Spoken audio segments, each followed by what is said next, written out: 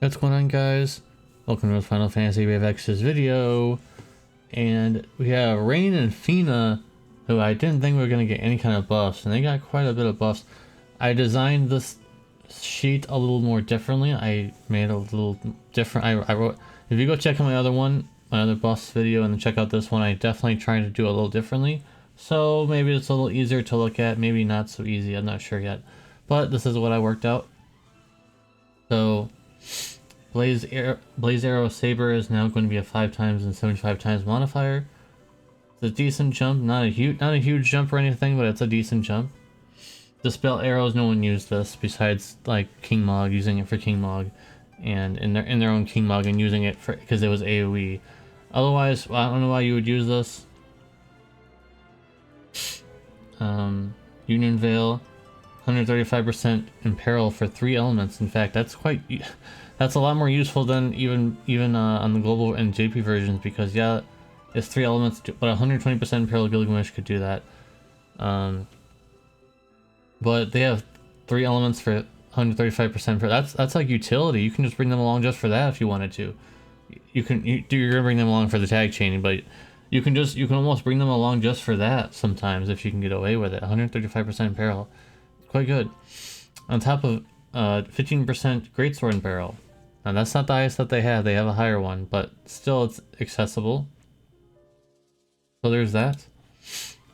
More abilities here, and they get 250% little burst damage buff.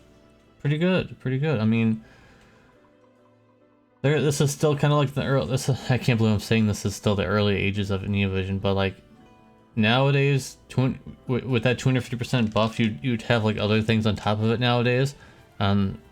If you check out like the newest units, they don't just have a 250% low burst damage buff. They have an attack buff, and they have all these other things. So I mean, that's still good though. 250% low burst damage buff is quite good.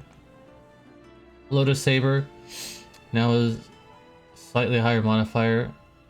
Yeah, it's slightly higher, 15 times and 140 times. Pretty good. I don't know if anyone actually uses this. I think most people just use their Lone Burst, but I mean, it's still a decent thing if you can't use their Lone Burst that turn. Blazing Blood, 5 uses. That's a lot. And now they have a 25% fire amp for themselves. Pretty good. Blazing Veil. And keep in mind, guys, some of these abilities are the same thing in the other version, so I'm not listing there. If you see some passes and abilities are not listed in the Brave Shift form, it's because I've already listed them here. So there's no reason to list them twice. Blazing Veil is now 3 turn cooldown. Fire resistance, 90%. I mean, it's whatever. I mean, did anyone ever use this? I don't think so. Future Entrusted by Dark Fina, 100% defense, spirit, HP, and MP now. Bonds Born Together, now 10% MP refresh, pretty decent. Here's a big one. Journey Protect to the World, 200% attack, passive now instead of 180. And also now they have 300% TDH, so that means you could equip 2 martial gloves and you'd have 400% if you wanted to do that. Pretty good, I would say. But there's something even bigger than that on the Brave Shift form. I'm not sure if we're gonna get there just yet, but when we get there, we will get there. Their TMR is now activatable 2 times instead of 1. It's not that big of a deal, really. Attack 20% is now attack 50%, and on top of that, 100% MP. Decent. Their Lone Burst is now 145 times instead of 120, which is quite a big jump. And here's the big one. Greatsword Imperial 20%. Pretty good. Pretty good. I know we have Fist Imperial 35%, which is bonkers. But I would say 20% Greatsword Imperial is pretty good, because you're not bringing them as your main damage dealer. Of course, as you guys now know, you're bringing them to cap the chain for a finisher. So if your finisher also has a Greatsword, they're benefiting from that as well. In their Brave Shift form, Shine Magic Tag. This is where they needed the most help, because their Brave Shift form is really mediocre to awful to not necessary. Most people don't even use it. So Shine Magia Tag is now a 95 times modifier. The other ones do not get changed, unfortunately, but at least this one is now 95 times modifier, which is really high. Beast Veil is now a 50% beast physical and magical mitigation. I don't know if that even matters, but it's there. Shine Arrow Tag is now 5 uses, and now has, I don't know what that noise was. I'm not sorry about any of that noise. Anyways, 5 uses per battle instead of 3. Light magic damage is now 145 times, and also they have a 25% light amp for themselves. Pretty good, pretty good. Never Give Up is now 200% 200% magic buff, or magic passive, and also 100% spirit and MP, sorry about that. But here's the big one. This might actually make them useful. Now they have 300% magic TDH. And you guys know how hard it is to equip TDH on mages until Porth or Porsche comes out, whatever her name is on the gold version, whatever it'll be, which has 200% magic TDH. So 300%, all you have to do is equip Soul's TMR, or whoever it can give to 100%, and you're all set now. That's a lot better.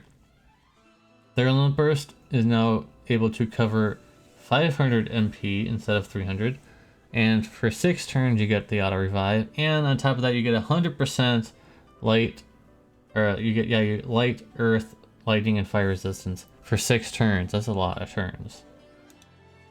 Their TMR is now 50% attack and magic, 50% attack when equipped with the greatsword, and also 50% magic when equipped with the bow.